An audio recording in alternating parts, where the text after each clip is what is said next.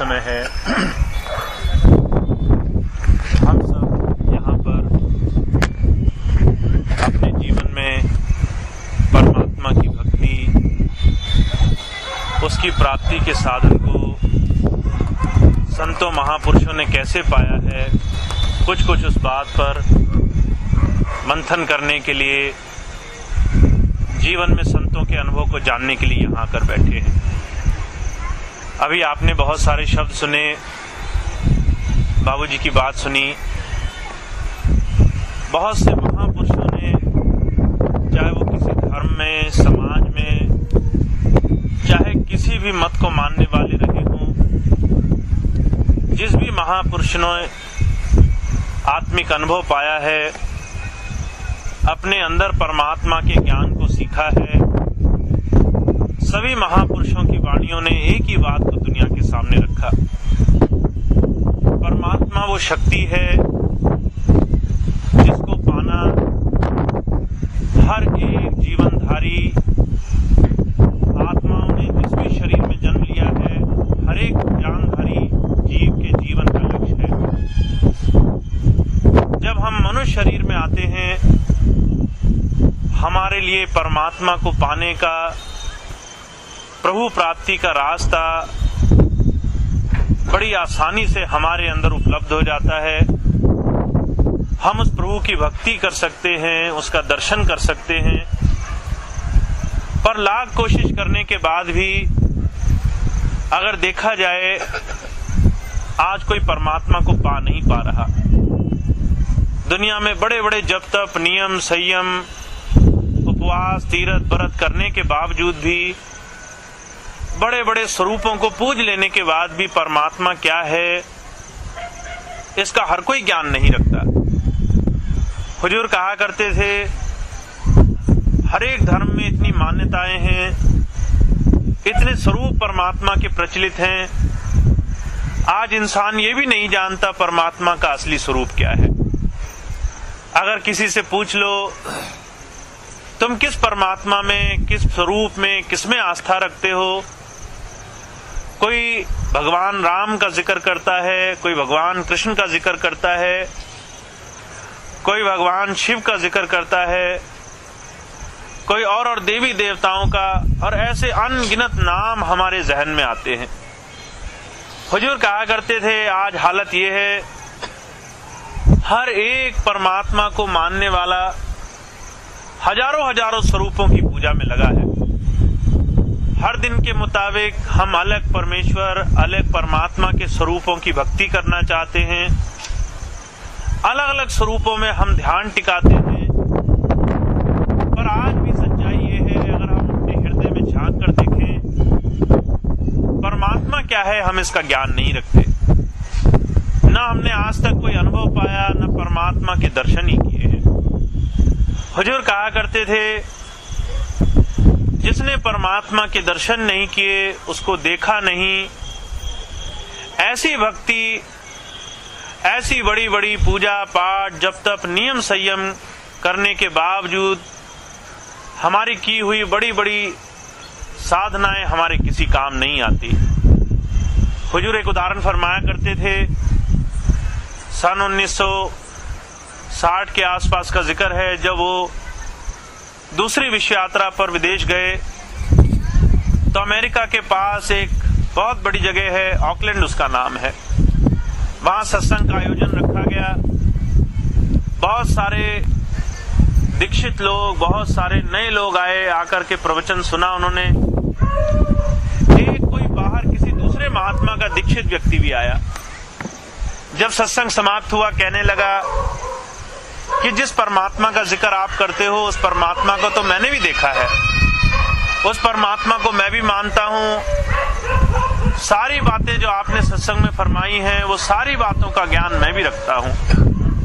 हुजूर ने पूछ लिया, ये तो बड़ी खुशी की बात है, तुम परमात्मा को जानते हो, पर परमात्मा का स्वरूप कैसा है, उसका सच्चा रूप रंग क्या है, उसको कैसे जानोगे, पहचानोगे? जब ये बात सुनी तो उसे बड़ी हैरत हुई कि परमात्मा को कैसे देखा जा सकता है। उसने बार बार विचार किया, आखिर में पूछ लिया लिया कि महाराज परमात्मा को देखा नहीं जा सकता। जब तक नियम संयम जिन जिन रिवाजों में हम उसे पूज रहे हैं, यही उसकी भक्ति है, यही उसकी प्राप्ति है। हुजूर कहने लगे, तुम्हें ये ज्ञान किसने दिया? ये किसने बताया कि परमात्मा को देखा नहीं जा सकता? वो कहने लगा, माई मास्टर से सो, मेरे गुरुजी कहते हैं जो मैंने कर लिया वो तूने कर लिया। मैंने परमात्मा को देखा है, तूने भी परमात्मा को देख लिया। अब इससे ज्यादा तुझे कुछ और करने की आवश्यकता नहीं है।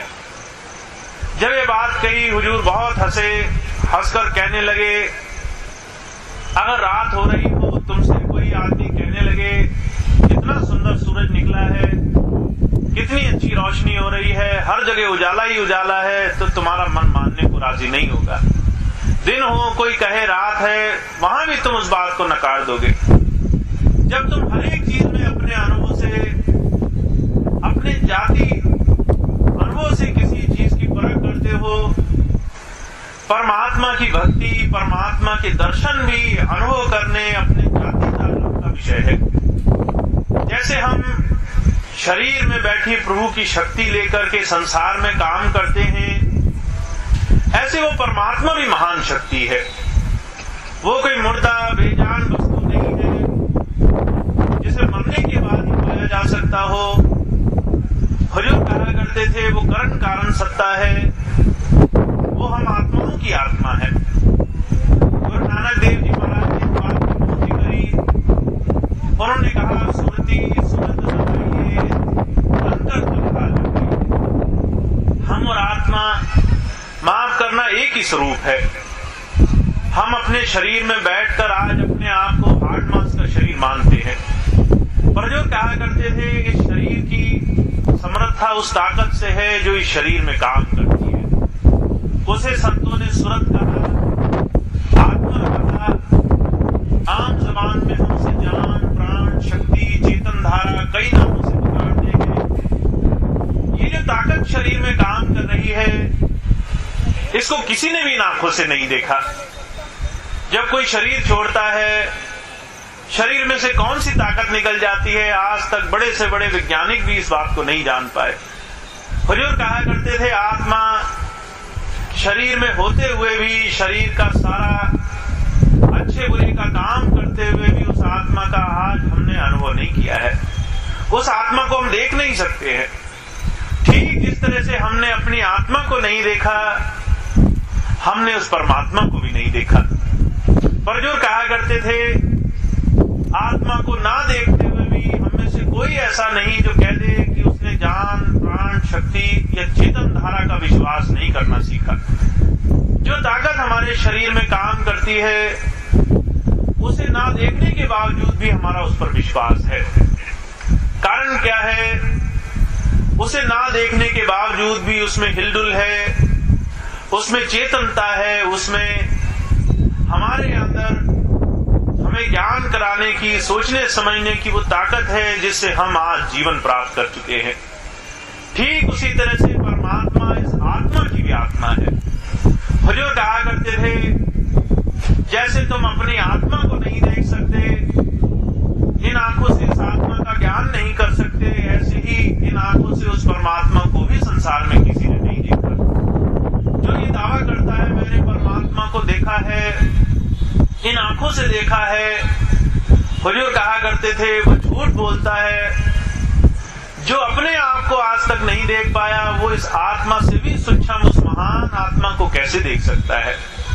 इसलिए गुरु नानक देव जी महाराज ने फरमाया है, वो परम सत्ता, वो प्रभु शक्ति जिसको पाने के लिए हम व्याकुल हैं, वो हमारी आत्मा की ही रंग में रंगी हुई है।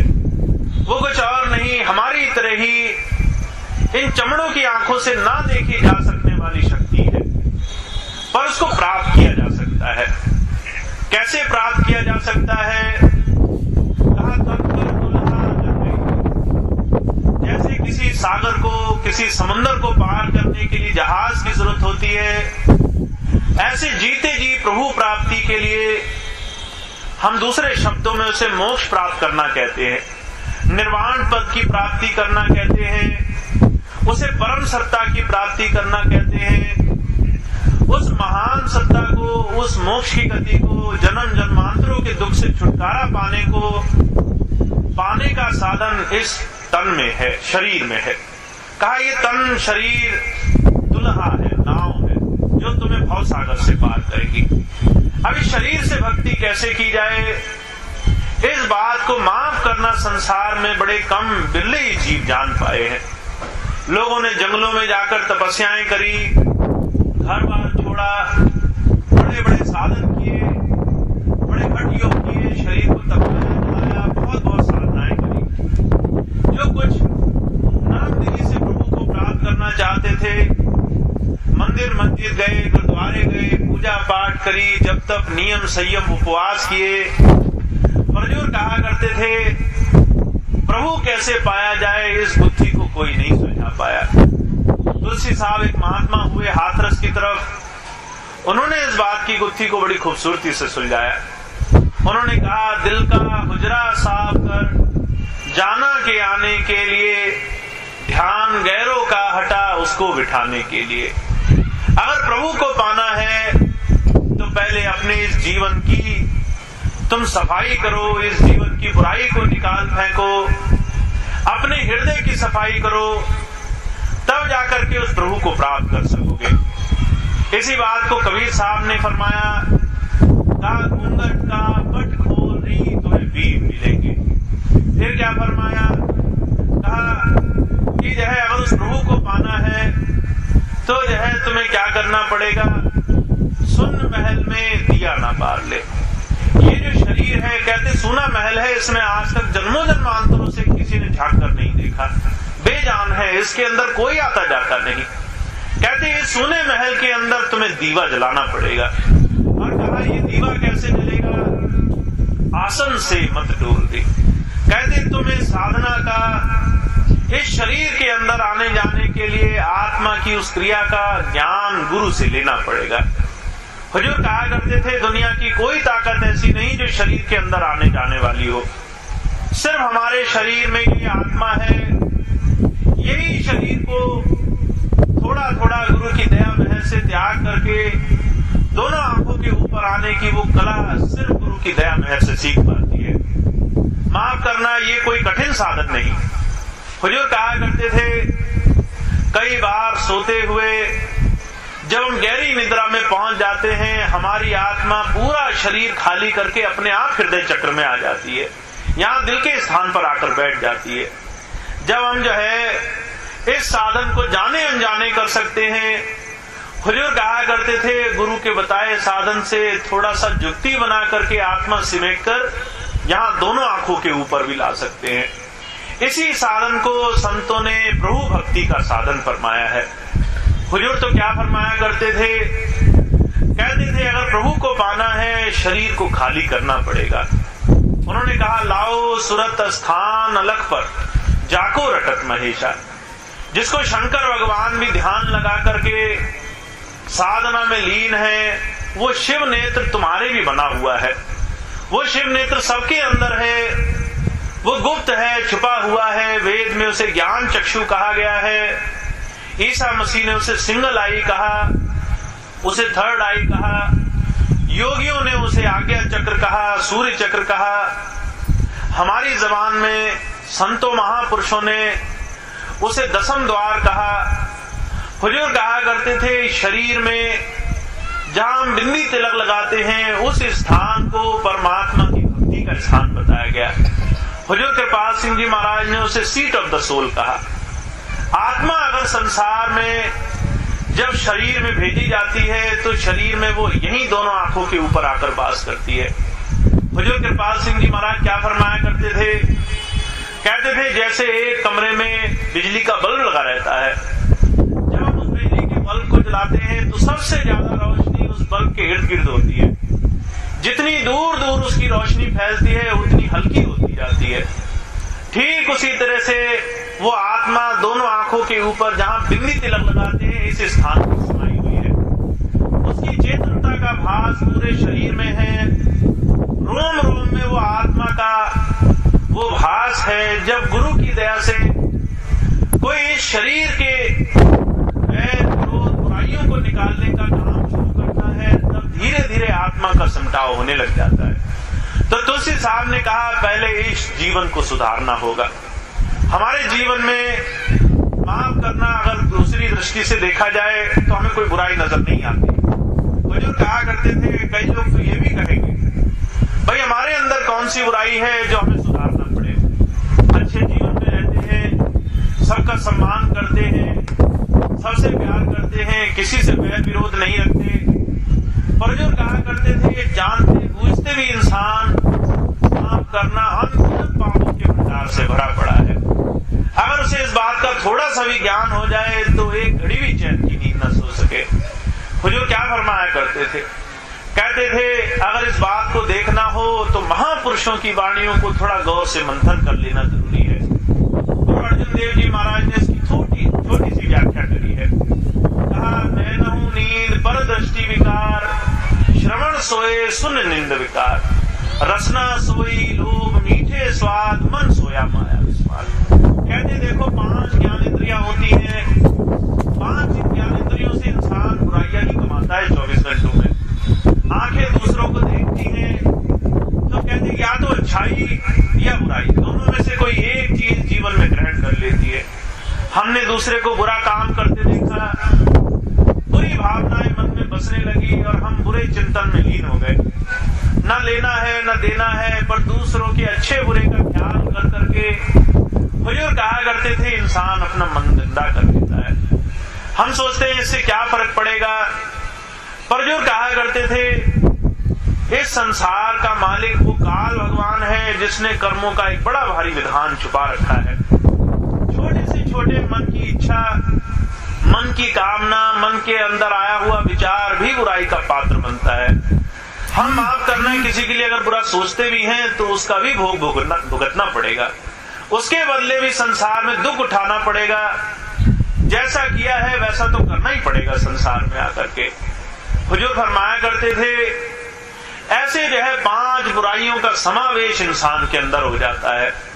कहा काम क्रोध पर हर पर निंदा, लब लोभ छोड़ हो निचिंदा, भ्रम का संकल्प तोड़ निवाला तब अमृत रस पिया।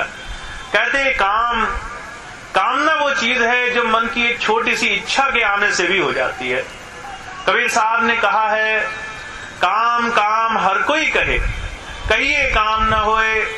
कहा है कि जो है जैसी मन की कामना काम कहा सोए।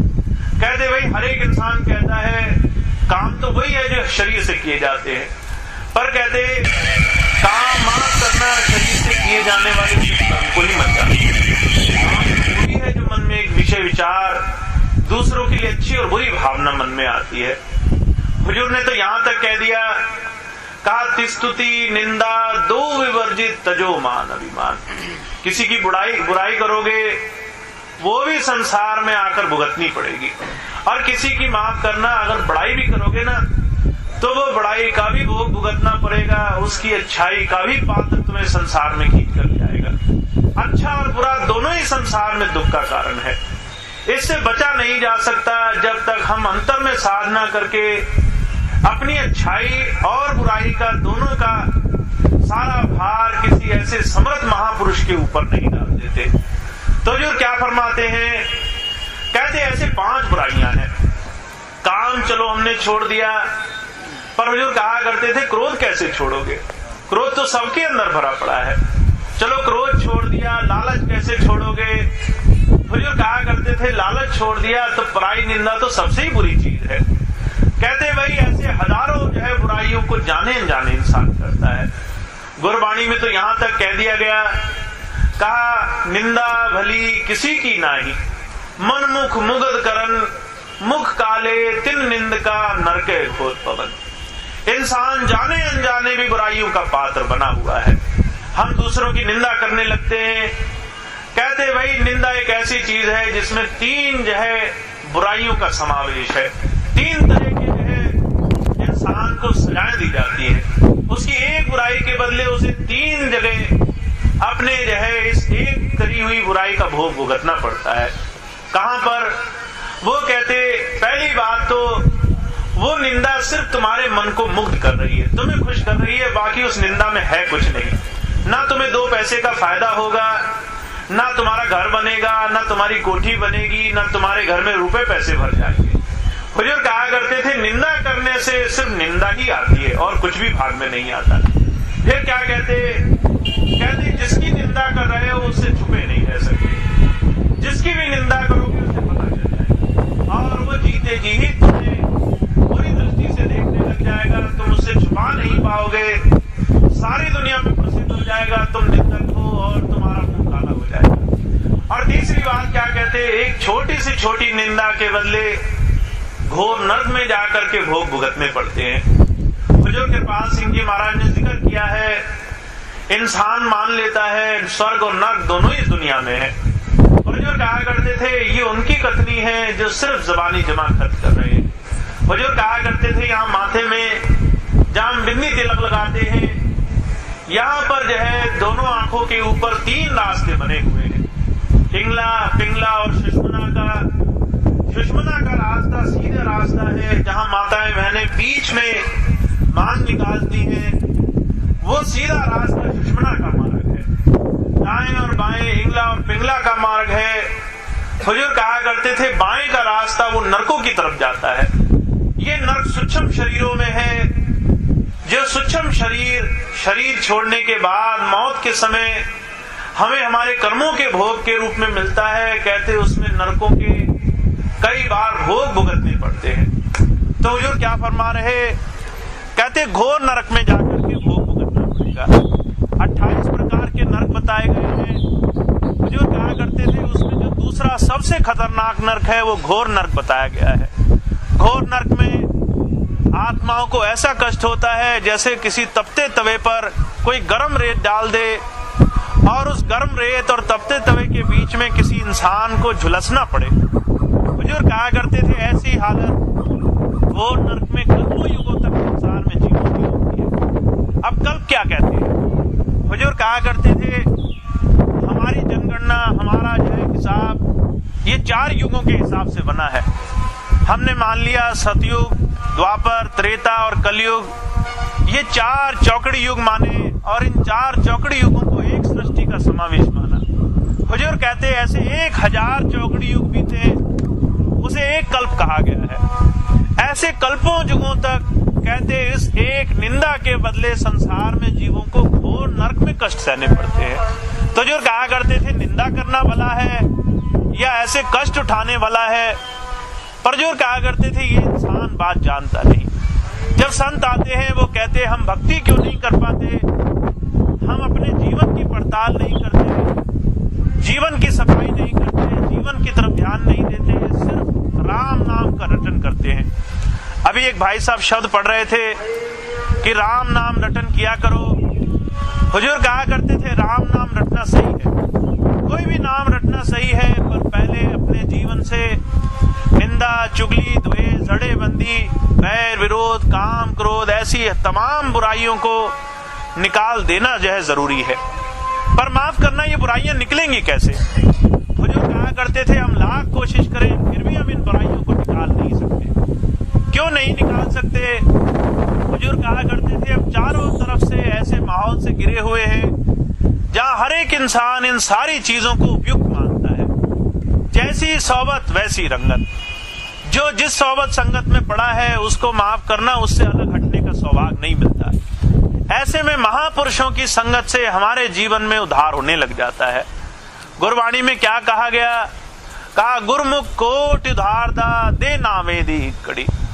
जब किसी गुरु से हम नाम लेते हैं, नाम लेने से गुरु की दया मेहर उसी दिन से हमारे ऊपर होने लग जाती है।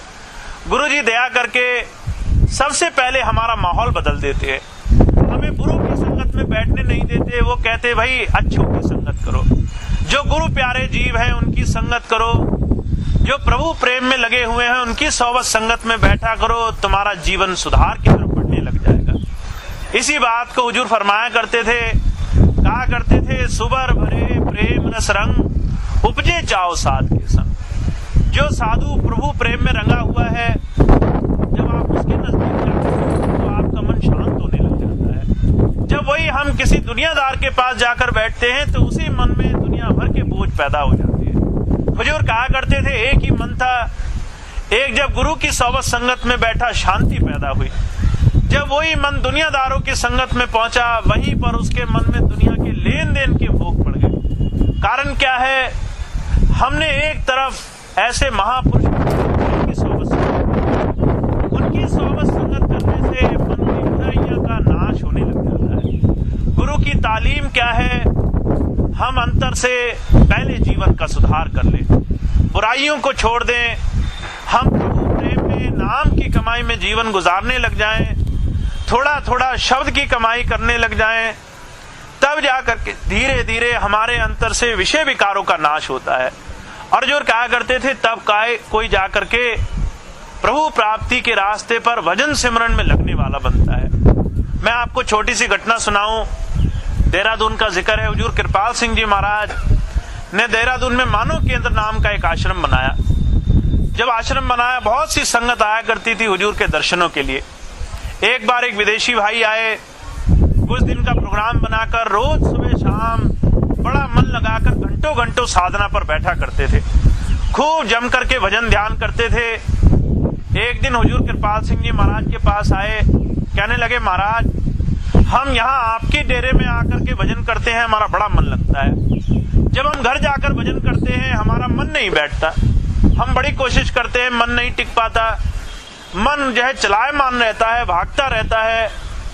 हुजूर कहने लगे इसका जवाब मैं कल दूंगा। जहाँ पर मैं रहता हूँ उसके पीछे एक टैंक है पानी का, उसके नजदीक जाकर बैठ जाता, आज देखना मन कैसा लगता है। वो गया, हुजूर की कोठी के पीछे पानी का टैंक बना हुआ, उसके नजदीक जाकर के बैठ गया। उसका भजन इतना अच्छा बना उसके तो होश ही नहीं रहे। उस दिन तो जो है ऐसे उसको नशा हुआ जैसे किसी ना पीने वाले को किसी ने ढेरों घड़ों से जो है शराब पिला दी हो। ऐसे नशे की मस्ती में रहा। अगले दिन हुजूर के पास आया, कहने लगा महाराज आज आपने बड़ी अच्छी जगह भेजा, आपके आश्रम में तो मन लगता ही था, पर जहाँ आपने कल बैठने को कहा वहां तो ऐसा मन लगा मुझे तो अपनी सुध-बुध भी नहीं रही, घंटों बैठा रहा। ऐसा क्यों हुआ? हुजूर कहने लगे ये आश्रम गुरु की सोबत संगत से, उसके प्रभु प्रेम से, उसकी जो है उस नाम की कमाई की बड़े भारी मंडल से प्रभाव से रंगा हुआ है।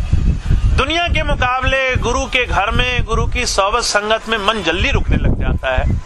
जहां तुम कल जाकर बैठे वहां पर जो है आज से 200-300 साल पहले गुरु गोविंद सिंह जी महाराज ने आकर साधना करी थी, और उनकी तब की करी हुई साधना का देखो इतना बड़ा असर है। 300 साल बाद भी अगर कोई सच्चे दिल से वहां बैठे तो उसके मन में ऐसी एकाग्रता पैदा होती है, ऐसा चाव लगता है दुनिया के किसी कोने में नहीं लगता।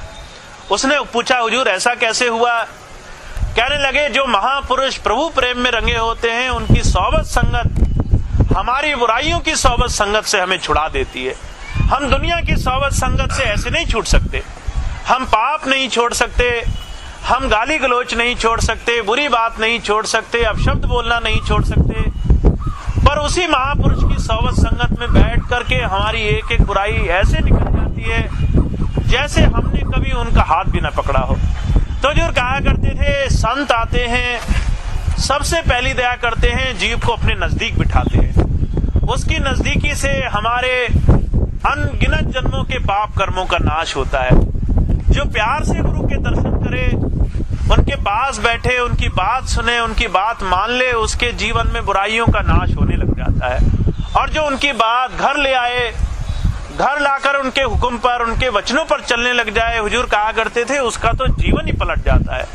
गुरबाणी में क्या कहा गया? तीसरी पातशाही गुरु अमरदास जी महाराज ने फरमाया, कहा कि आओ संत प्यारिया अकत की सुनो कहानी अकत केरी, कित द्वारे पाइए, तन मन धन सब सौंप गुरु को हुक्म मनिए पाइए। कहते भाई हमारे जीवन में गुरु आ जाए, हमें गुरु दर्शन का सौभाग्य मिले, और जब गुरु मिल जाए तो हम क्या विनती करें कि हमें वो अकत की कहानी सुनाओ जो किसी पुस्तक में नहीं लिखी हुई। हुजूर कहा करते थे जितने भी धर्म पुस्तक हैं ये कहीं सुनी बातें हैं, और इनके अंतर गुरु के अनुभव में इससे भी हजारों दर्जा अंतर के भेद छुपा हुआ है, जो अगत की कहानी कही गई है। अंतर दिव्य मंडलों की बात तो माफ करना, महापुरुषों ने भी पुस्तकों में फरमाई ही नहीं है। कबीर साहब के जीवन की घटना आती है। धनी धर्मदास जी बड़े अच्छे उनके शिष्य थे। वो जो है उनसे बड़ा शास्त्रार्थ किया करते थे। एक बार जो है एक छोटा बच्चा आया, उसका नाम जो है मुक्तामणि था। जब गुरुजी के पास आया, उसने कबीर साहब के पैर छुए, बड़े प्रेम से कबीर साहब के पास आकर बैठ गया। कबीर साहब ने उससे पूछा कि बच्चे, तू जो है इतना छोटा है, तू जो है मेरे चरण स्पर्श करता है, तू बोल क्या मांगना चाहता है? जो मांगेगा सो दूंगा। अब जो है वो छोटा सा नादान सा बच्चा था, बहुत सोचा, कहने लगा सुख साधन माता पिता ने दिए, खाने पीने को माता पिता ने दिया, कपड़े पहनने ओढ़ने को माता पिता ने दिए, सब कुछ है मेरे पास, क्या मांगू?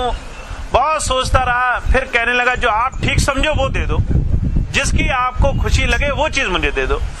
अब कबीर साहब इतना खुश हुए, कहने लगे लोग बड़े बड़े ऋषि मुनि तपसी जपसी आते हैं, जब मालिक प्रकट होता है तो ये नहीं कहते जो आपकी इच्छा हो हमें दे दो, वो अपने मन की जो है हजारों इच्छाएं सामने रख देती है।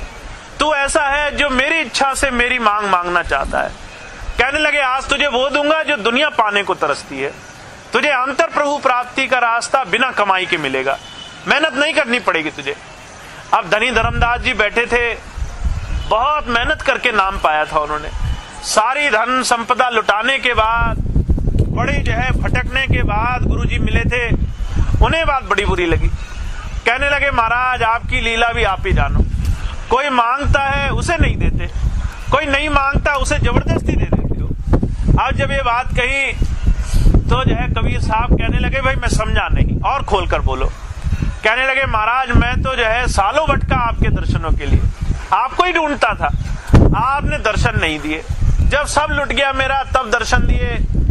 ये जो है आपके पास आया, आपको प्रणाम क्या किया, आप जो है बिना इसकी मांग मांगे ही सब कुछ देने को राजी हो। वो जब ये बात कही तो कबीर साहब ने पूछ लिया धनी धर्मदास से, कहने लगे धर्मदास जी फिर ये बताओ शिष्य को जो है कौन सी हालत प्राप्त हो जिसके बाद गुरु को उसे अंदर की ताकत का, अंदर गुरु की दया मेहर का भंडार देना चाहिए। अब धनी धर्मदास जी बड़े ज्ञानी थे, कहने लगे महाराज कुछ पढ़ता लिखता, कुछ ज्ञान प्राप्त करता, कुछ धर्म की समझ आती, कुछ तरीका जान लेता, तब नाम देते इसे, तब इसे अंदर का रास्ता सिखाते। जब ये बात कही तो जो है कबीर साहब बहुत हंसे, कहने लगे आपके कहने का मतलब है कि अनपढ़ को पहले पढ़ाया जाए और पढ़ाने के बाद उसे कहा जाए कि जो पढ़ लिया है उसे भूल जाओ, अनपढ़ बन जाओ, ताकि तुम्हें गुरु की दीक्षा दी जा सके। जब ये बात बोली तो जो है धनी धर्मदास जी बहुत चक्कर में पड़े, कहने लगे महाराज मैंने ऐसा तो नहीं कहा। कहने लगे इस पढ़े लिखे को अनपढ़ बनाने के लिए गुरु को इतनी मेहनत करनी पड़ती है। तुम बड़े ज्ञानी थे, बड़े ज्ञान की तुम भंडार की बातें करते थे, जब तक तुम्हारे मन से ज्ञान का अहंकार चूर नहीं हो गया तब तक तुम्हें भटकना पड़ा। जब तक तुम शरणागत नहीं हो गए, अपना ज्ञान ध्यान पढ़ी लिखी बातों को पीछे भूलकर मेरे पास नहीं आए, पढ़े लिखे से अनपढ़ नहीं बने, तब तक मुझे तुम्हें जो है रोकना पड़ा, तुम्हें नाम न दिया जाए। ये अनपढ़ ही है, ये जानता नहीं धर्म कर्म की बातें, तुम कहते हो पहले इसे पढ़ाओ फिर अनपढ़ बनाओ। जब ये बात कही तो धर्मदास जी समझे कि गुरु किसी जीव को नाम कैसे देता है। वो दुनिया की सारी मन बुद्धि सोच समझ की बातों को बुलाने के लिए आता है। कहता भाई जितना तुम दुनिया में मन माया के चक्कर में पड़ चुके हो वो सारी चीजें भक्ति के रास्ते में बाधक हैं। प्रभु भक्ति तब शुरू होती है जब दुनिया की सारी बातें तुम पीछे छोड़ के आते हो। इसी बात को ईसा मसीह ने भी फरमाया है, कहा where all the philosophies of the world and their religion is. जहां दुनिया की सारी बातें पीछे छोड़ोगे तब मेरे पास मेरे होकर आ जाओगे, तब तुम्हें मैं अंतर का रास्ता समझा दूंगा। उससे पहले तुम्हें प्रभु प्राप्ति का रास्ता नहीं मिलेगा। तो जो कहा करते थे महापुरुषों ने जीव को नाम तब दिया है, प्रभु से तब जोड़ा है जब हम दुनिया की सारी मन बुद्धि सुख दुख अच्छे बुरे की बातें भूलकर उसके पास जाते हैं। जब तक दुनिया लेकर जाते हैं तब तक प्रभु नहीं मिलता। जब दुनिया छोड़कर जाते हैं, दुनिया से जो है दुखी होकर के, उचाट होकर उसके पास जाते हैं, तब जाकर के हमारा काम बनने लग जाता है। तो जो कहा करते थे, भक्ति वो तरीका है जो अंतर में प्रभु प्राप्ति का रहस्य है, वो ज्ञान है जो अभी तक कहा नहीं गया। तो गुरु अमरदास जी महाराज ने क्या फरमाया, कहा तन मन धन सब सौंप गुरु को हुक्म मनिए पाइए। सब कुछ जो है गुरु जी के आगे, पहले गुरु की परख कर लो, पहले देख लो गुरु सच्चा है झूठा है, गुरु हमारे लिए पूरा है कि नहीं है।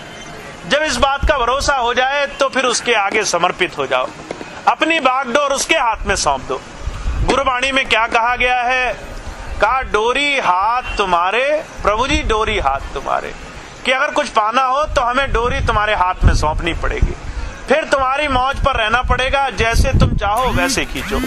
कबीर साहब ने क्या कहा, कहा कबीरा कुत्ता राम का मुतिया मेरा नाव, गल में रस्सी नाम की जित खींचे तित जाओ। कहते मैंने कब कुछ पाया, जब मैं अपने मालिक के जो है नाम का कुत्ते जैसा जो है बन गया। कुत्ते की हालत क्या होती है, उसके जो है गले में मालिक रस्सी डाल देता है और जो है फिर अपनी मर्जी से खींच कर ले जाता है, उसकी इच्छा नहीं रह जाती वो कहाँ जाए, उसे अपनी जो है मर्जी से खींच कर ले जाता है। कहते आप मेरे गले में नाम की रस्सी डाल दो, जिससे मैं अपनी चंचलता भूल जाऊं, अपनी मर्जी चलाना भूल जाऊं और आपकी मौज में रहने वाला बन जाऊं। इसी बात को गुरबाणी में कहा गया, कहा गुरु से अगर कुछ पाना हो, मन बेचे सतगुरु के पास, तिस सेवक के कारज रास, 20-20वें गुरु की माने, सो परमेश्वर की गज जाने।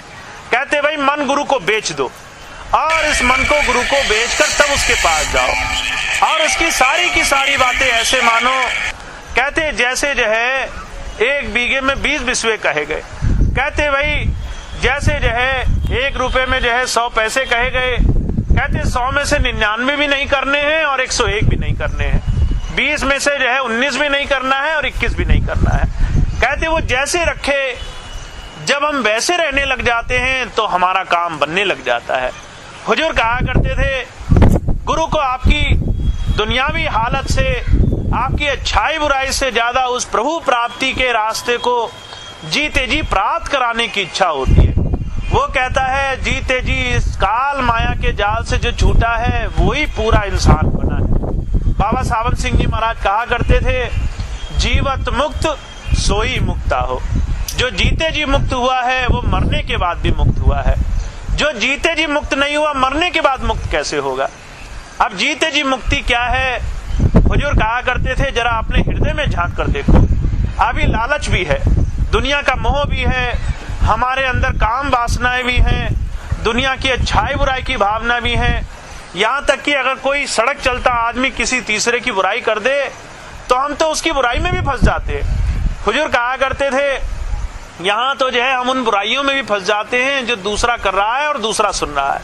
हम जिन चीजों से लेना देना नहीं रखते, हमें तो वो बंधन भी बांध देते हैं। तो हुजूर क्या कहते हैं, भाई इंसान के अंदर जाने अनजाने में अनगिनत पाप कर्मों की बुराइयां भरी पड़ी हैं।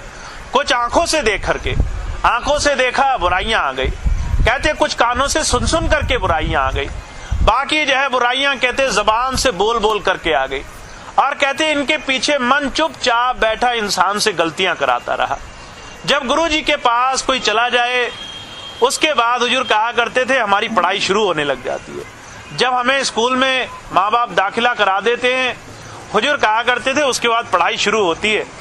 अगर बच्चा ये मानने लग जाए कि मैंने पहले दिन ही जो है डिग्री पा ली, अब मुझे कुछ करना नहीं है, अब तो मैंने सारी पढ़ाई पूरी कर ली, तो जो कहा करते थे उसके मान लेने से उसकी पढ़ाई खत्म नहीं हो जाती।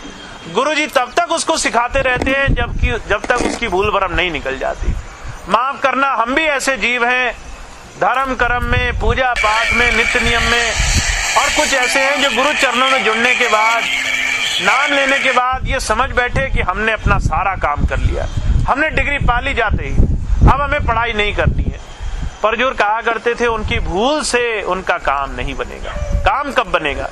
जब वो जो है गुरु के पास जाने के बाद उसकी बात को मानने लग जाते हैं। तो जो कहा करते थे 3 बातें हैं। पहली बात क्या है? हमने अपने जीवन का सुधार करना है। हुजूर कहा करते थे जीवन सुधार का सबसे अच्छा तरीका क्या है? कहा बुरा जो देखन मैं चला, बुरा न मिलिया कोई, जो दिल खोजा अपना मुझसे बुरा न कोई। दूसरे को मत देखो दूसरा क्या कर रहा है, हो सकता है बहुत बुरा आदमी हो, पर जो कहा करते थे तुमसे उसे क्या लेना देना। तुम्हें किसी का जो है वो थानेदार हवलदार नहीं बनाया गया दूसरों की बुराइयां देखो। तुम्हें ना जो है किसी का साहूकार बनाया गया, ना किसी का पैरोकार बनाया गया। कहते भाई तुम अपने जीवन के लिए संभाल करने के लिए छोड़े गए हो, अपने जीवन में झांक कर देखो, क्या इसमें निंदा चुगली तो नहीं है, इसमें दूसरों की बुराइयां तो नहीं है, क्या हम झूठ अब भी बोलते हैं, क्या हम आज भी बुराइयों में फंसे हुए हैं? अगर फंसे हुए हैं तो प्रभु भक्ति कैसी। कहते पहला काम अपने जीवन को सुधार में ले आओ, अपने जीवन से बुराइयां छोड़ने लग जाओ। दूसरी बात, किसी पूरे सदगुरु के चरणों में बैठ करके पहले उसकी परख कर लो ठीक से। जब तुम्हारा दिल मान जाए गुरु सच्चा है तो उसके आगे समर्पित हो जाओ, उसकी मौज पर अपने आप को छोड़ दो। वो जैसा चाहे हमें हुक्म दे, हमें वो हुक्म पालना है। और तीसरी बात, उसकी बात के मुताबिक, उसके हुक्म के मुताबिक अपने अंतर की यात्रा शुरू करो। ध्यान योग साधन में लगकर नाम की कमाई में लगने लग जाओ। हुजूर कहा करते थे जिसने भी प्रभु को पाया सिर्फ यही काम करके पाया। इसके अलावा माफ करना, पूजा पाठ जप तप नियम संयम तीरथ व्रत उपवास करने मात्र से किसी को परमात्मा की भक्ति नहीं हुई। ये सारी बातें मन की वो जकड़न थी जिसमें बार बार इंसान आया और बार बार फंसता रहा। हुजूर कहा करते थे, रविदास जी महाराज हुए, एक बार जो है उनके पास एक शिष्य गया, कहने लगा महाराज मैं जो है बहुत पूजा पाठ करता हूँ। गुरुजी कहने लगे भाई जो है सिक्खी पे सिक्खी नहीं चलती, तुम पहले ही किसी के शिष्य हो, तुम पहले ही जो है किसी को अपना मालिक मानते हो, तो गुरु के पास आने का क्या फायदा। जब वो छोड़ के आओगे तो जो है मुझसे नाम लेना। उसको लगन लगी थी, उसने जो है सब छोड़ दिया, नाम ले लिया, भजन सिमरन करने लगा। कुछ दिन बाद राजा आया, एक राजा को इच्छा हुई गुरुजी से नाम ले ले। जब वो आया तो जो है गुरुजी से उसने कहा महाराज मैं जो है मंदिर जाता हूँ। गुरुजी कहने लगे कोई बात नहीं, जाते रहो, तुम्हें छोड़ने की जरूरत नहीं, नाम ले लो। अब जो है दोनों बातें वो जो है राजा के मंत्रियों ने देख ली थी। राजा के मंत्री ने वो पहली हालत भी देखी और जो बात गुरुजी ने राजा से फरमाई वो भी देखी। वो भड़काने लगे राजा को कि महाराज आपका गुरु तो दोगला है, एक तरफ कहता है पहले पूजा पाठ छोड़ो तब नाम दूंगा, दूसरी तरफ कहता है कुछ मत छोड़ो ऐसे ही नाम दे दूंगा। अब जब ये बात सुनी तो राजा के मन में भी संशय आ गया। वो गया और जाकर के जो है गुरुजी से हाथ जोड़ करके पूछने लगा, कहने लगा महाराज मैं रहस्य नहीं समझा। एक आया उससे कहा सब छोड़ना पड़ेगा, मैं आया आपने मुझसे कह दिया जो करते हो करते रहो, नाम भी ले लो। दोनों बातों को समझ में मेरे तो बात नहीं आती। जब ये बात कही तो गुरुजी कहने लगे देखो भाई वो जो है तैयार होकर आया था, उसके अंदर इतनी जिज्ञासा थी, उसे प्रभु प्राप्ति के अलावा कुछ नहीं दिखता था। तरीका यही है, दुनिया की तमाम चीजें छोड़कर उस मालिक की भक्ति अंदर जुड़कर ही की जा सकती है। वो तैयार था, उसने मेरी बात मान ली। तुम आए पर तुम तैयार नहीं थे। अगर मैं कहता कि तुम पूजा छोड़ दो तो तुम नाम नहीं लेते, तुम मुझे छोड़ देते, पर तुम पूजा नहीं छोड़ते। इसलिए मैंने कहा कि तुम वो भी करते रहो, साथ साथ जितनी जो है मैंने बात कही उस बात पर जो है पूरा पूरा अमल करके जीवन लगा दो। जब ये बात तुमने मेरी बात मान ली, धीरे धीरे तुम भी उसी हालत में पहुंच जाओगे, तुम्हारा भी चाव बनने लग जाएगा, तुम भी मालिक की याद में लगने लग जाओगे, तुम्हारा काम बनने लग जाएगा। जब ये बात कही राजा को संशय होता था तो उन्होंने एक शब्द पढ़ा, उन्होंने कहा तो ही मोही मोही तो ही अंतर कैसा, कटक कटक जल तरंग जैसा। कहते भाई तेरी विचारधारा में और मेरी विचारधारा में बड़ा अंतर है। मैं अंतर जुड़ा हुआ हूं, मुझे बाहर की चीजों की जरूरत नहीं पड़ती, मेरे अंतर परमात्मा प्रकट है, तुम्हारे अंदर प्रकट नहीं, इसलिए तुम्हें देर लगेगी। जब तुम्हारे अंदर प्रकट हो जाएगी तुम भी मेरे तरह होने लग जाओगे। कैसे? कहते जैसे साधारण किसी जो है ठहरे हुए पानी में अगर पत्थर फेंक दिया जाए उसके अंदर तरंगे उठने लग जाती हैं। हुजूर कहा करते थे तरंगे कई बार पानी से अलग मालूम पड़ती हैं। कुछ लोग कहते हैं ठहरा पानी अलग है और तरंग अलग चीज है, पर कहते वो तरंग और ठहरा हुआ पानी दो अलग अलग चीजें नहीं होती, वो एक ही होती है। एक अवस्था के बाद वो तरंग उसी पानी में समा जाता है। कहते ऐसे ही जो जिज्ञासु हैं उनके मन की जिज्ञासा तब शांत होगी जब भजन सिमरन करेंगे। जब नाम की कमाई से जुड़ेंगे, अंदर बैठे उस परमात्मा की भक्ति करने वाले बन जाए, तो ये भक्ति सिर्फ गुरु आकर के संसार में कराता है। वो जीव को बुराइयों से निकालकर अंदर नाम की कमाई से जोड़ने का साधन सिखाता है। हुजूर कृपाल सिंह जी महाराज कहा करते थे, 3 तरह की कृपाएं होती हैं। पहली कृपा प्रभु कृपा, परमात्मा ने मनुष्य शरीर दे दिया। दूसरी कृपा गुरु कृपा, गुरु ने नाम दे दिया। पर कहते इससे भी कुछ नहीं होता जब तक आत्म कृपा न की जाए। तीसरी कृपा है आत्म कृपा, अपने ऊपर कृपा करो। थोड़ा थोड़ा अपनी दिनचर्या का समय निकालकर मालिक की याद में दिया करो, भजन सिमरन किया करो, नाम की कमाई से जुड़ जाओ और अपने जीवन में जितने भी बुराइयां हैं चुन चुन करके निकाल फेंको। चाहे वो दूसरों की बुरी बात देखना हो, बुरी चर्चा करना हो, बुरा चिंतन मनन करना हो।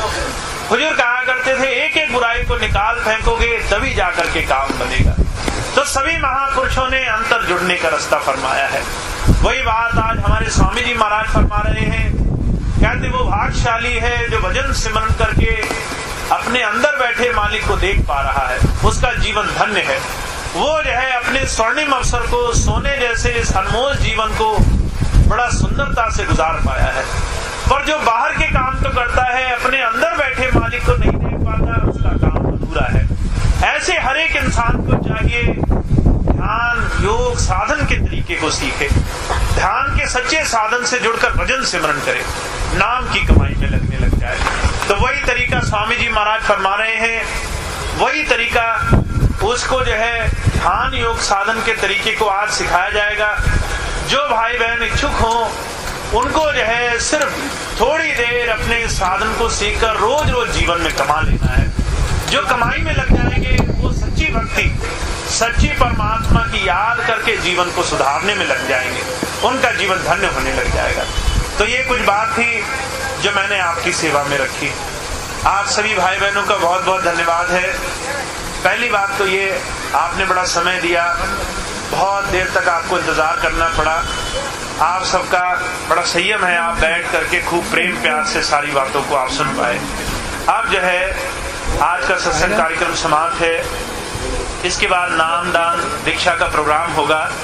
जो भाई बहन इस सारे साधन को जो भी आपने सुना अभ्यास रूप में जीवन में अमल करके देखने के इच्छुक हैं, वो नाम दान ले सकेंगे। नाम दान लेने के लिए आपको कुछ छोड़ना नहीं है, ना रीत रिवाज छोड़ने, ना अपना धर्म कर्म छोड़ना है, ना अपनी पूजा पाठ, ना अपनी बाहरी चीजें। अगर आप हिंदू हैं हिंदू रहे, मुसलमान हैं मुसलमान रहे। ध्यान तो तरीका वो है जो आपको आपके धर्म को पूरा करना सिखाता है। तो जो ध्यान करने के इच्छुक हैं, इस तरीके को सीखने के इच्छुक हैं, उनके लिए सिर्फ एक शर्त है, वो शराब ये अंकल जी मेरा केयर करते हों, वो भाई बहन नाम दान के लिए नीचे जाकर के बैठ सकेंगे, उन्हें नाम दान मिल जाएगा। वो शराब गांजा भांग या फिर मांसाहार शराब इन सारी चीजों का सेवन ना करते हो, सिर्फ यही एक शर्त है। तो जो भाई बहन नाम के इच्छुक होंगे वो नीचे जाकर पहले नाम 10 साल में पार के 50 साल तक चलेगा, बैठ जाएंगे। उन्हें तरीका मैं सिखा दूंगा, वो तरीका सीख लेंगे, करके देखेंगे, उनको अच्छा लगेगा, वो घर जाकर के रोज रोज नियम से कर सकेंगे और उनको इसका लाभ मिलेगा।